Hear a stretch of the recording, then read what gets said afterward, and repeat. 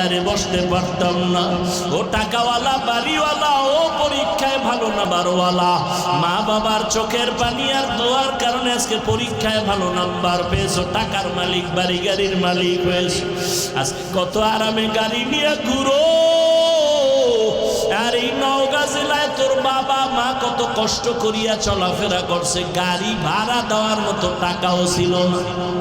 আজ আল্লাহ তোমারে টাকা দিছেন, মা বাবার কথা মনেও করো না, দোয়াও করো না। ওরে যার মা বাবা দুনিয়ায় নাই, কবরের কিনারায় গিয়া মাঝে মাঝে দোয়া করি, আল্লাহর কাছে বলি, ওরে মালিক, মা বাবার হক আদায় করতে পারি নাই, মা বাবা জীবনে এত কষ্ট করেছেন, আমি যদি টাকাওয়ালা হইতাম আমি মা বাবারে শান্তিতে রাখতাম। আজ আমার মা এমন জায়গায় আছে, বিছানাও নাই, একটা বাতিও নাই, সাদা কাফনের প্যাকেট হইয়া কবরে ঘুমায়।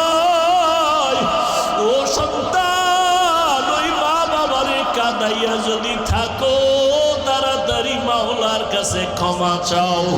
আর যার মা বাবা বেঁচে আছে, বাবারে গিয়ে ক্ষমা চাও, হাত ধইরা বলিও, বাবা তোমার ঋণ আদায় করতে পারবো না, দয়া করে তুমি মাফ করে দাও।